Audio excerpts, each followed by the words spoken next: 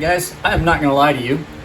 This may be one of those videos that I lose interest in doing really quickly because it is 9 o'clock in the morning and it's already 84 degrees in my kitchen. That's not the issue. The issue is it's like 75% humidity today. So, at any rate, what are we gonna talk about today? We're gonna talk about this. Yeah, we are. So, if you're listening on headphones, turn down the volume because here comes the music.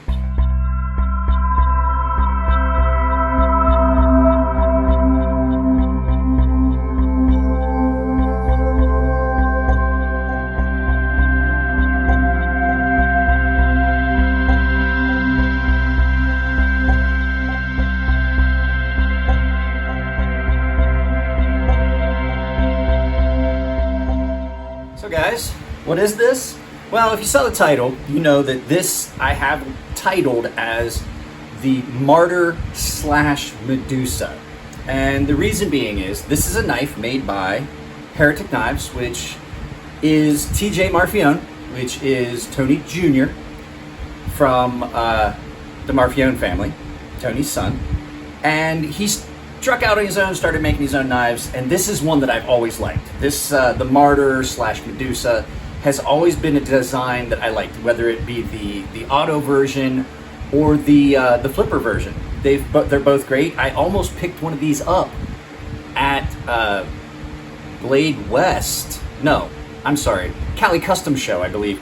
He had one that this had gotten cracked, and it had a unique design to it because this was open, partially open. So we're gonna turn this around and take a look at it. Hang on a second. I know I was just complaining about how hot it is in this kitchen, but I got to caffeinate. Coffee. Life's blood. So what this is the auto version of the Medusa / Martyr. So I'll tell you the difference right now before we get into this. The Martyr, which is the version that I have, is solid, milled scales with a pattern on it for grip. The Medusa, from all I can tell, is just the same knife with a smoother handle that has had pockets milled out where they put basically grip to. That's the only actual differences that I can see. I'm going to reach out to Tony just for clarity, but I'm going to do the video before that, and I'm going to send him a link to it. So this is the push button auto version, the button lock auto version. This thing is so nice, guys. And I have to give a big shout out to Alex over at Smoky Mountain Knife Works, who's a friend of mine who gave me this knife as a gift. So let's go ahead and we'll get the specs and get this turned around, get some weight, do some comparison, and show you guys the action. Actually, I believe if you watch the opening before the credits roll up for the supporters, that you saw it in slow motion. So, all right, guys, hang out just a second and we'll get a look at this. Guys, I know it's going to be a rough day. It's really hot in this kitchen. Okay, so let me apologize up front for background noise. I cannot do this without this fan on. It is just too humid and hot. Okay, so let's take a look at that. This is the Martyr Auto by Heretic Knives by Tony Jr., TJ over at Heretic Knives. Awesome knife. I've always wanted one of these since the first time I saw one. This is an auto version. There is also a flipper version of this knife. This is the Recurve Tonto version, as you can see. I did give it a quick sharpening, but nothing complete. This was just a quick touch-up because I just wanted to start carrying it. This one does still have the H-clip, which Tony and I have talked about it. I really like the H-clip. The only problem was I already have caught this on something and bent this and had to fix my H-clip. So you can see there's a little bit of a gap there now, and there's a little bit of a rattle, but that's okay because it was almost too tight before. CPM S35VN. Like I said, it is an auto. So let me get the specs out and the packaging, and we'll take a look at everything. But this was kind of a special edition. Yeah, I've been carrying it. This thing gets a lot of pocket time. So let me get the scale and everything ready. I love that breakthrough red. So let's get the scale and everything ready and take a good look at it and get some specs. All right, specs on this knife. So you're looking at a 7.5 inch, 7.5 inch auto with a blade length of 3 inches, handle length, if you do the math, obviously, of 4.5 inches. You're looking at a blade thickness of 1.6. It is a fairly thick blade, but it's not horribly thick. It's the only thing about autos. With a flipper, I could close this one-handed. You gotta use two hands.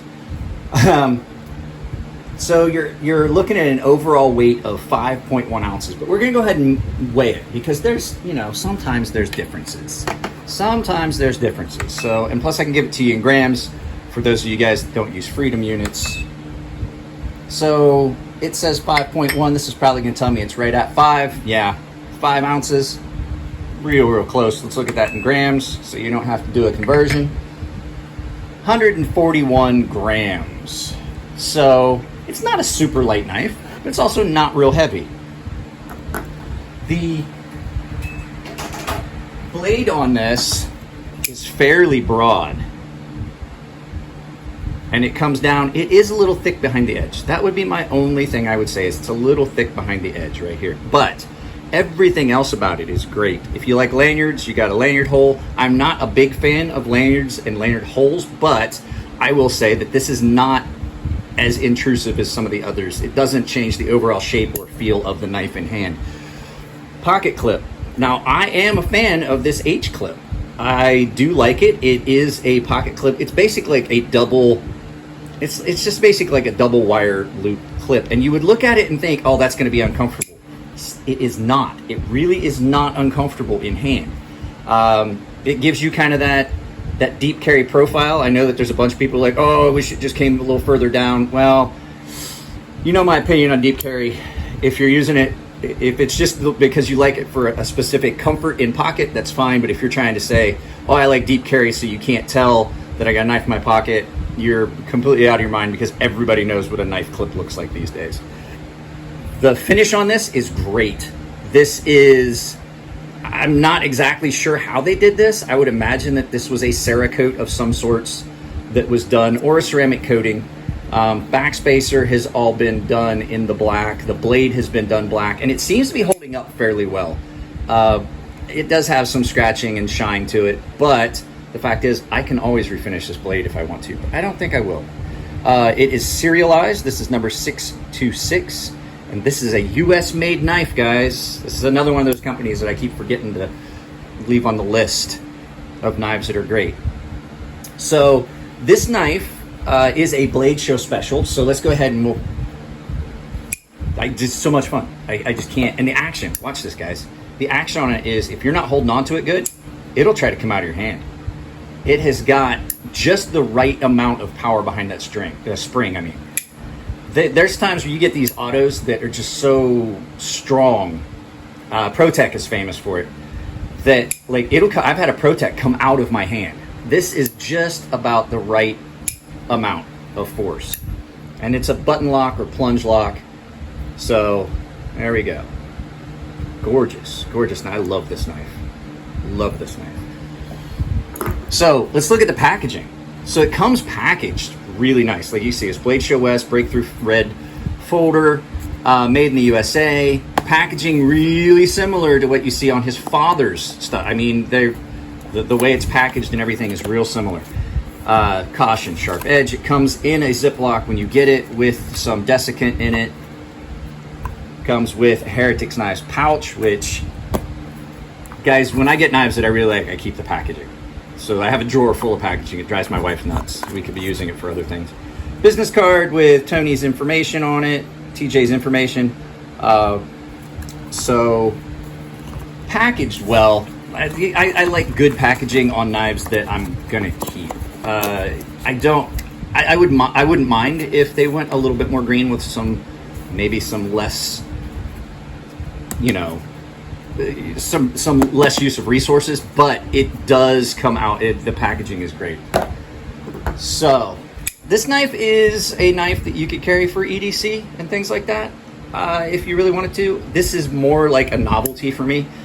I'm going to talk about out the fronts versus these a little bit when we turn the camera around here in a couple minutes, but yeah, guys, just take a look at that. And I know you got some parallax where it looked like it wasn't centered. If you look at it from the wrong direction, you get kind of a parallax where it looks like it's closer to the side on one side than the other, but it's not. It is really well centered. No blade play in the open or closed position. There is, because it is a plunge lock, there is a little bit of what people would call detent lash, but it doesn't truly have a detent. It's a plunge lock or a button lock. So, all right, guys, let's take one other good, close, hard look at this gorgeous knife. And then, I wish I hadn't done that. So, like I said, I really, really like this knife. I have for a long time. I almost bought a flipper version of it. No joke, almost bought it. It was in my hand. Tony was going to give me, TJ was going to give me a friend price. I told him that I would probably get back to him on it, and then this came as a gift. So I'm really stoked about having it. This is one of my favorite designs that they make. They make some really nice out the fronts. The only problem with out the fronts are, like, I can carry this and it does not look like a switchblade. It doesn't look like an auto. It just looks like another button lock flipper at that point. And if I was in public, I could always just grab it two-handed and just like I was opening a regular knife. I don't think anyone would ever think anything of it. Out the fronts are a little bit different. I like the out the side autos better than the out the fronts. For a couple reasons. Less chance of failure. If you're using this in a tactical situation, if you got it out the front, it derails, you have to fight with it.